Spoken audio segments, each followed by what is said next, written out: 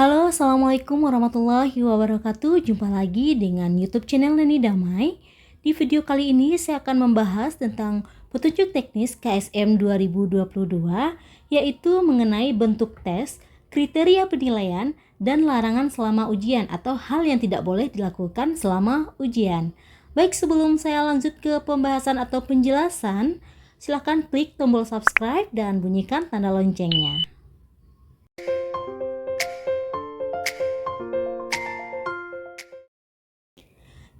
Pertama, saya akan bahas tentang bentuk tes.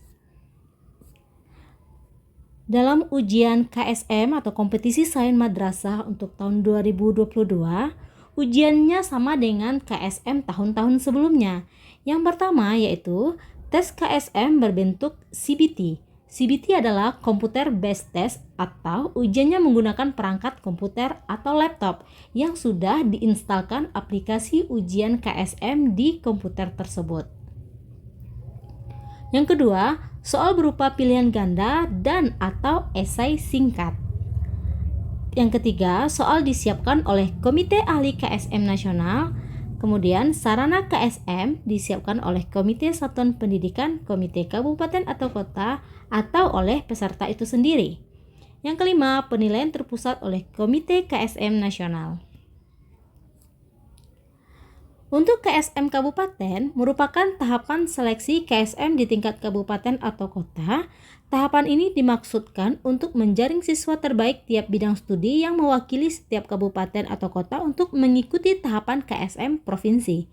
Adapun ketentuan dalam tahapan kegiatan ini adalah sebagai berikut. Peserta KSM kabupaten atau kota diikuti oleh siswa terbaik tiap bidang studi yang dilombakan yang merupakan hasil tahapan seleksi KSM Satuan Pendidikan di wilayah kabupaten atau kota setempat. Yang kedua, setiap madrasah atau sekolah dapat mengirimkan maksimal 2 siswa terbaiknya tiap bidang studi yang dilombakan. Yang ketiga, pendaftaran peserta KSM kabupaten atau kota menggunakan aplikasi pendaftaran yang disiapkan oleh Komite Nasional. Yang keempat, pelaksanaan KSM kabupaten kota dilakukan secara serentak berbasis komputer. Untuk jadwal KSM-nya, urutan acara atau kegiatan jadwal KSM dan tempat dilaksanakannya sudah saya jelaskan di video sebelumnya. Dan untuk panduan lengkap Juknis KSM 2022 ini sebenarnya bisa adik-adik dapatkan di Google banyak ya, di www.ksm.kemenak.go.id. Jadi bisa adik-adik dapatkan atau boleh pada link deskripsi nanti saya taruh linknya. Yang keempat, pelaksanaan KSM kabupaten atau kota dilakukan secara serentak berbasis komputer. Nomor 5, penilaian soal KSM dilaksanakan oleh tim juri yang ditetapkan oleh Komite KSM Nasional dengan mempertimbangkan nilai tes dan nilai integritas peserta selama mengikuti tes. 6. Hasil KSM kabupaten atau kota dipublikasikan di portal resmi KSM, nanti ada jadwalnya. Yang ketujuh, pembiayaan KSM kabupaten kota dapat bersumber dari Dipa Kemenak kabupaten atau kota atau anggaran BOS dari masing-masing satuan pendidikan yang mengirimkan siswanya. Kemudian bagaimana dengan kriteria penilaian? Kriteria penilaiannya ada bentuk 3 jenis atau bentuk soal. Yang pertama soal pilihan ganda, yang kedua soal esai singkat, yang ketiga itu soal eksplorasi. Soal eksplorasi ini biasanya pada tahap KSM nasional. Ada tim atau rubrik penilaiannya yang langsung dinilai oleh juri nasional. Untuk soal pilihan ganda, itu bagaimana kriteria penilaiannya? Jika kamu menjawab soal benar, maka kamu akan dapat poin 4. Jika kamu menjawab salah, maka kamu akan dikurangi poin 1. Jika tidak menjawab, itu hasilnya 0. Nah, tips yang akan saya berikan di sini adalah ketika kamu ujian, kamu harus sebaiknya kamu pilih soal yang mudah kamu jawab dan kamu yakin jawaban itu adalah benar.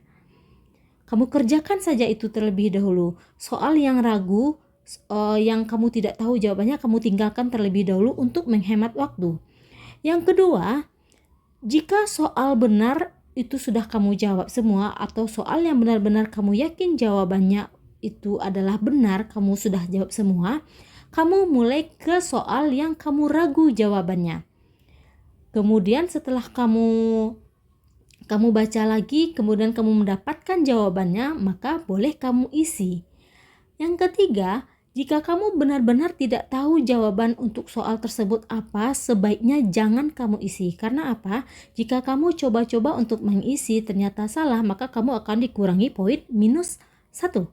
Sebaiknya kamu cari aman untuk tidak menjawab soal yang kamu tidak tahu jawabannya atau kamu ragu-ragu jawabannya. Itu tipsnya dari saya.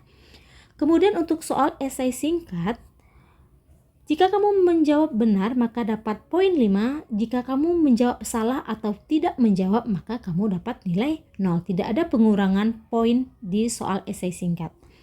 Kemudian untuk soal eksplorasi, itu adalah kriteria penilaiannya untuk soal eksplorasi atau eksperimen menggunakan rubrik penilaian yang akan dilakukan oleh juri komite nasional. Itu nanti biasanya soal eksplorasi ini adalah soal untuk tingkat KSM nasional, karena para peserta yang melaju ke tingkat nasional itu ujiannya di Jakarta yang langsung di depan juri jika ada soal bentuk eksplorasi atau eksperimen atau percobaan. Baik, lanjut ke jika terdapat nilai yang sama. Nah, setelah kamu ujian nih di tingkat kabupaten atau kota, nah untuk mendapatkan hasilnya ternyata ada peserta yang nilainya sama. Maka penentuan peringkat untuk tingkat kabupaten dan kota berdasarkan yang pertama jumlah benar terbanyak pada KSM kabupaten atau kota. Yang kedua itu jumlah salah tersedikit pada KSM kabupaten atau kota. Yang ketiga yaitu umur termuda. Misalnya jika kamu ada 2 orang yang sama total nilainya, bagaimana kita menentukan peringkatnya? Kita lihat berapa jumlah benarnya. Lalu kita lihat berapa jumlah salahnya. Lalu, apa hal yang tidak boleh dilakukan? Hal yang tidak boleh dilakukan selama kamu melaksanakan ujian KSM adalah meninggalkan tempat atau perangkat tes pada saat pelaksanaan tes tanpa izin dari pengawas atau komite. Tidak diperkenankan mengakhiri kegiatan lebih awal dan tidak diperkenankan digantikan oleh orang lain, menerima bantuan dari orang lain, menggunakan alat bantu yang dilarang seperti alat komunikasi, kalkulator, dan lain-lain. Membaca referensi seperti buku, kamus, catatan, tabel, dan lain-lain. Terdapat orang lain di sekitar peserta. Tidak terlihat pada kamera atau webcam, pakaian tidak sesuai atau kurang sopan.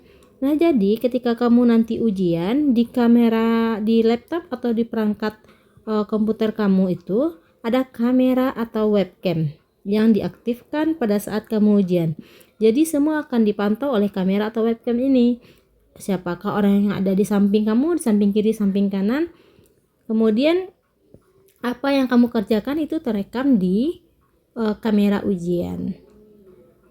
Baik adik-adik, itu beberapa penjelasan singkat mengenai Juknis dari KSM 2022. Semoga adik-adik semua bisa memahaminya dan bisa ujian pada tanggal 13 sampai 14 Agustus mendatang. Selamat terus belajar dan jangan lupa untuk selalu berdoa. Semoga di KSM tahun ini kamu semua lulus ke tingkat yang lebih tinggi, provinsi dan nasional. Assalamualaikum warahmatullahi wabarakatuh.